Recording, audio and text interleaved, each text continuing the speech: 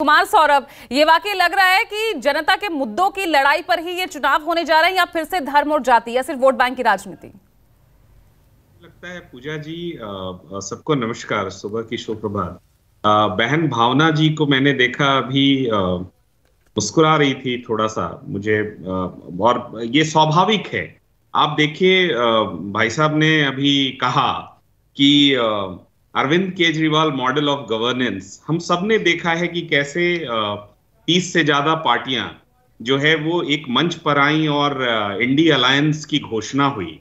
अब मैं कंफ्यूज हूं एज अ राजनीतिक कार्यकर्ता कि भाई Arvind Kejriwal model of governance होगा या अखिलेश मॉडल ऑफ गवर्नेंस होंगे या Nitish Kumar model of governance होंगे या Rahul Gandhi ji model of governance होंगे। ये विरोधाभास की राजनीति, ये अवसरवादिता की राजनीति, और एक तरफ आप कह रहे हो नरेंद्र मोदी जी डर गए हैं, दूसरी ओर साफ तौर पर दिख रहा है कि आप में स्वयं में खींचतान है। और इन विषयों पर जब विकास के एजेंडे से जब इन्हें दूर जाना होता है तब ये बात करने लगते हैं अन्य विषयों की। भाई जातिगत जनगणना की आपने बात की या धर्म या जाति की आप बात कर रहे हैं। धर्म या जाति के आधार पर देश के चुनाव तो कभी लड़े ही नहीं जाने चाहिए, लड़े भी नहीं गए हैं। ना 2014 का चुनाव लड़ा गया, ना 2019 का चुनाव लड़ा गया। आप हमें बताइए, लेकिन सौरभ सब कर तो वही रहे ना, जनता के मुद्दों की बात कौन कर रहा है? अगर विपक्ष जातिगत जनगणना की बात करती है तो आप फिर पिछड़ों की बात आप करते नजर आते हैं, आप भी डिफेंड करते हुए नजर आते हैं अपने आप को। जातिगत जनगणना का मुझे लगता है कि इस देश के किसी राजनीतिक पार्टी ने कभी विरोध किया है क्या?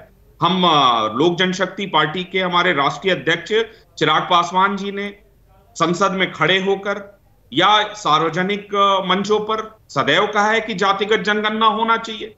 सभी राजनीतिक दलों ने कहा है जातिगत जनगणना होना चाहिए। क्षेत्रीय दल 2011 में हुआ, 2021 अगर विरोध नहीं करते तो समर्थन भी तो कहां करते हैं? कांग्रेस भी तो अब करने लगी है ना समर्थन।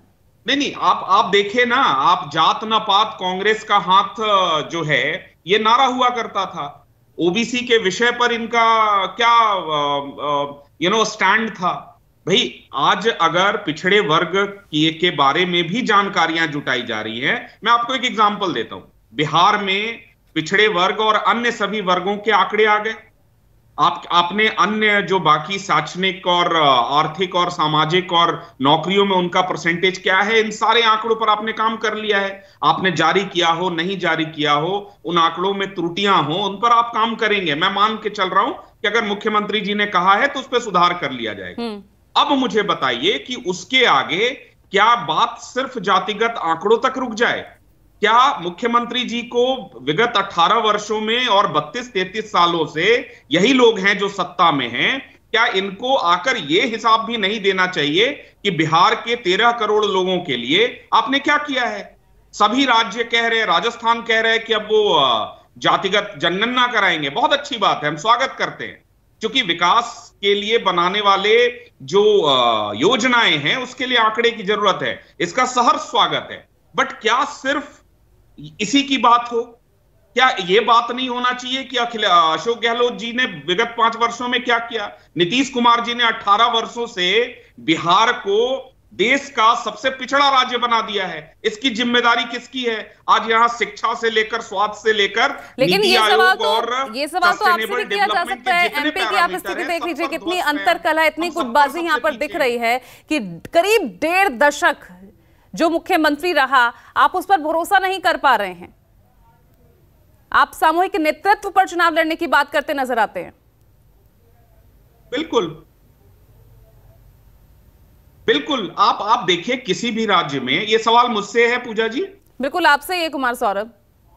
देखिए आप देखिए, आपको एक बात समझना होगा कि जहां नेतृत्व एक ऐसे व्यक्ति पर है जिन्होंने इस देश को एक दिशा और दशा देने का काम किया है, भाई इसमें परेशानी क्या है? आज आप देखिए, एक ऐसे ये भारतीय जनता पार्टी का विषय है, मैं इस पे कोई बहुत ज्यादा टिप्पणी नहीं करना चाहता, लेकिन आप देखिए कि कितने सारे केंद्रीय मंत्री थे, कितने सारे ऐसे राजनेता थे जो केंद्र की पॉलिटिक्स में थे और जिनको ये कहा गया, संगठन से ये आदेश आया कि भाई आप चुनाव लड़ो। कोई एक टिप्पणी, कोई एक विरोधाभास कहीं भी नहीं है। विरोधाभास तो हुआ, बयान आए ना कैलाश विजयवर्गीय, उन तक वीडियो भी वायरल हुआ, सबने देखा। चलिए ठीक है, मैं इसका जवाब मैं धनंजय जी से ही लूंगी।